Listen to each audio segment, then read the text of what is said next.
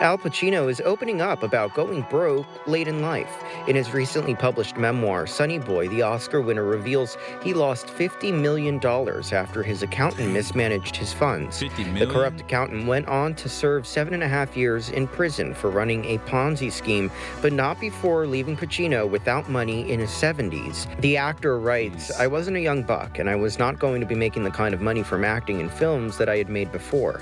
The big paydays that I was used to just weren't coming around anymore. The pendulum had swung, and I found it harder to find parts for myself." Before going broke, Pacino reveals he was selective when it came to the films he worked on, but once he went broke, he started accepting whatever roles offered up big money.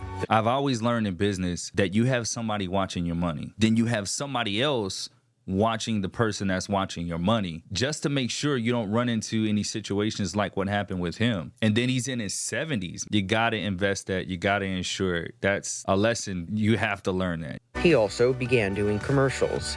So you need all the help you can get. When I'm reading the script, when I'm rehearsing, coffee goes with my line of work. Without coffee, I'm going to feel like something's missing in the day. I'm going to feel awkward. I'm not going to feel the same. Most of my scripts have coffee stains on them. That's how you know it's a Pacino script.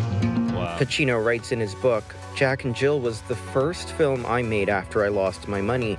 To be honest, I did it because I didn't have anything else. Adam Sandler wanted me and they paid me a lot for it. So I went out and did it and it helped. I love Adam. He was wonderful to work with and has become a dear friend. He also just happens to be a great actor and a hell of a guy." So shout out to Adam Sandler for seeing that Al Pacino was in that predicament, right? And then offered him those roles in that movie. Like, how many of us really have somebody that we can depend on if we're really down in the dumps and we lost everything, that they would really reach out with the opportunity to help us, right? Again, this is just one of those instances that, like, how do you lose that amount of money?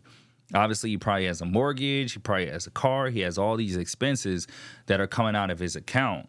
But my question is, why is he not looking at his own money, right? From 50 million to zero, that's a lot of money that comes out every single month in order for you to go broke that quickly. And then I'm also thinking, does he have family and friends that are like helping him with his money too as well? Like, somebody in this type of situation, I don't understand how that would happen. But again, when you're living that lifestyle and you're used to a certain type of lifestyle, a certain house, certain car, certain clothes, certain vacations, the money just goes and you don't think anything about it leaving your account like that because you think you're always going to get more stuff. Pacino recently spoke about including his money problems in his book on the New York Times The Interview podcast. In what ways did growing up the way you grew up, where money was not readily at hand, do you think shaped your relationship later on with money?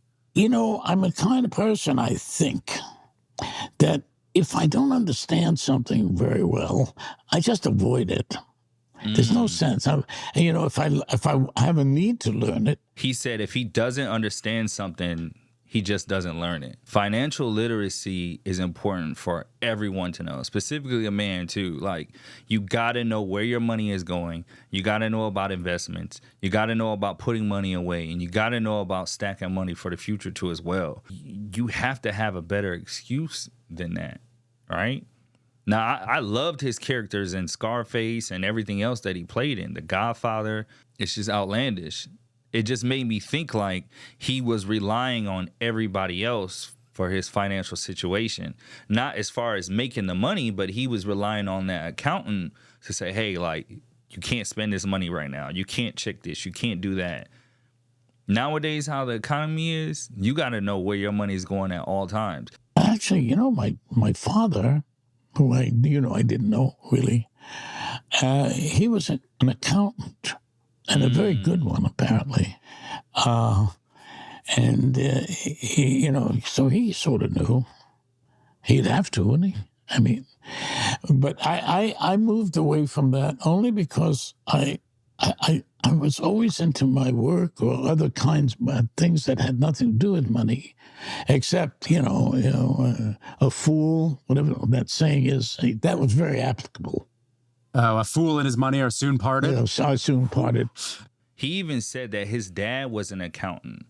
So maybe he had that false sense of security that like, hey, since my father was an accountant and I trusted my father, I'm not really sure what their relationship is, but I'm assuming he trusted his father. So he was going to trust that accountant with his money. And obviously that backfired on him, right? So lesson learned, man. If you have any money coming in, period, you have to know where your money is going, right? That's why you see a lot of people, specifically older people, that they look like they have nothing new, same old car, same old house, but they got all this money in the bank. But a lot of us younger people, the younger generation, we get all this money and we start flashing it around, then we don't know where it's at. Like, this is a big lesson learned. You have to be watching your money, specifically with how things are now. Everything's super expensive. We talk about this all the time. You have to manage your money correctly, because if you don't, you can end up like Al Pacino, $50 million and then gone the very next day.